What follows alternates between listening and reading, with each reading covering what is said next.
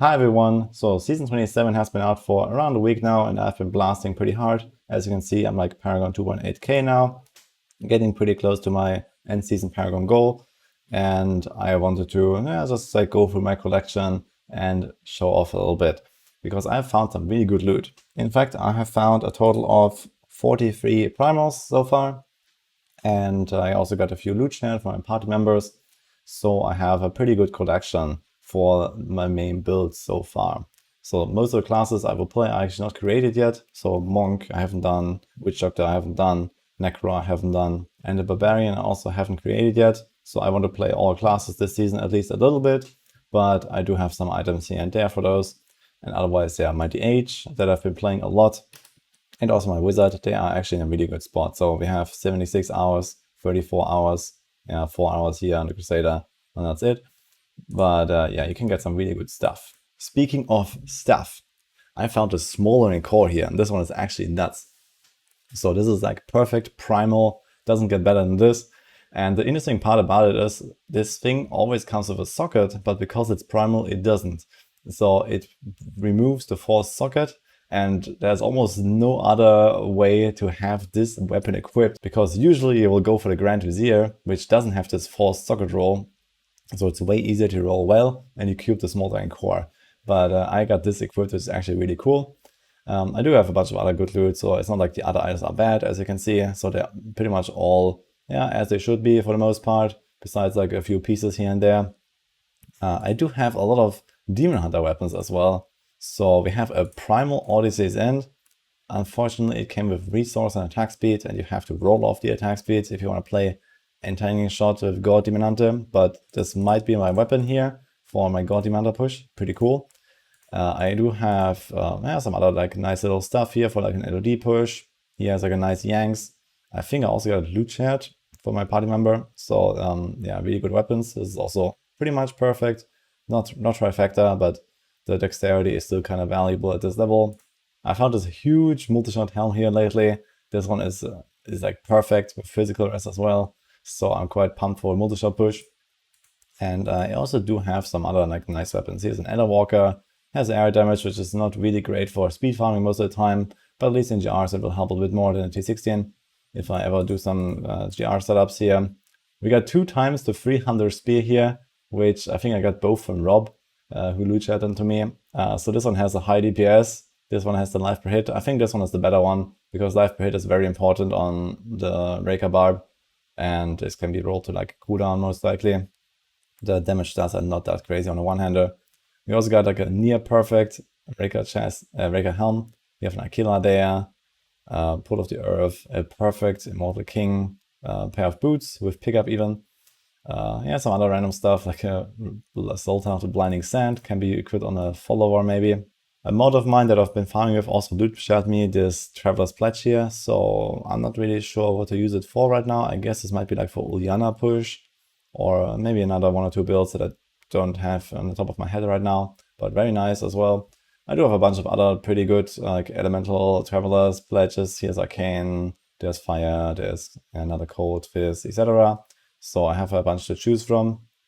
And honorable mention, I guess, is my Squirt's Necklace here.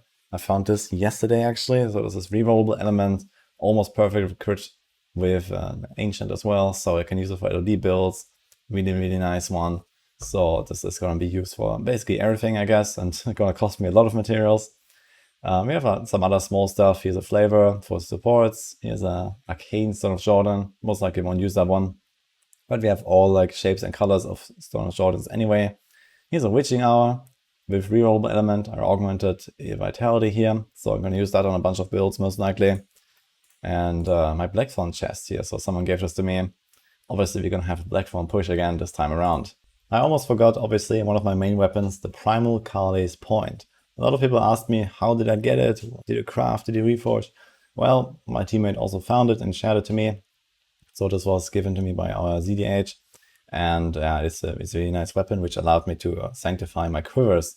And I have this one. It's not really perfect, but sanctifying those holy point shots does eat like hundreds of crucibles. Right now I have like 200 in my stash.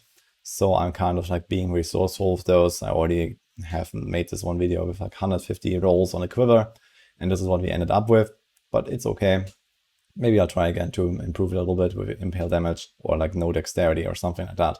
In case you're playing an Impale Demon Hunter, upgrade rare daggers is the way. There's a 50-50 chance it doesn't get better than this. It's the easiest primal to get in the entire game.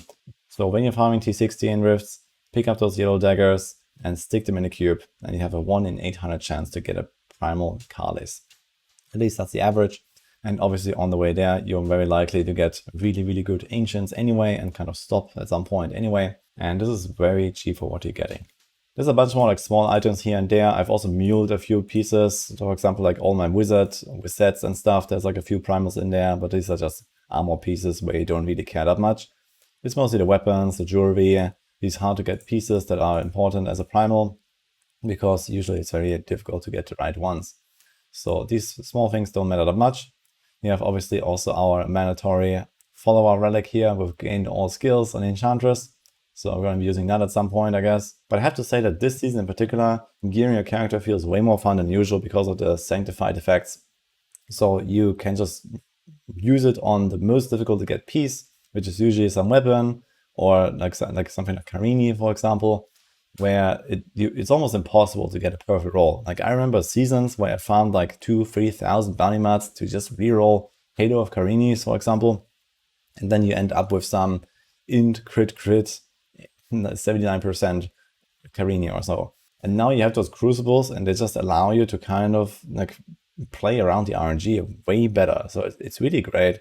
I love this effect. And I really hope that something like this will stick around. So maybe without the superpowers and maybe like 10 times more rare. So you can just like have like one Joker piece in your setup that is sanctified and like basically a perfect primal. Or maybe just some primal consumable where you can like reroll an item into a primal stats or something like that. I guess that could also be fine. But yeah, this has really been a huge upgrade to the loot hunt in my opinion. Not necessarily because it makes it so much easier to finish a character, but simply because it allows you to kind of like streamline the gear progression and play around the RNG in my opinion. So this is the cool part. You have a bit of choice, you have some like agency to like go in the right direction with your gear. And bounties alone is usually not really cutting it because those insanely hard to get items, like even with thousands of bounty mats and like days of farming bounties, are usually never completed. Either way, it's going really well. I'm having a blast in this season. And as you can see, when you find a lot of primals, you're gonna get some good ones as well at some point. Especially if you're someone who likes to play a lot of different builds.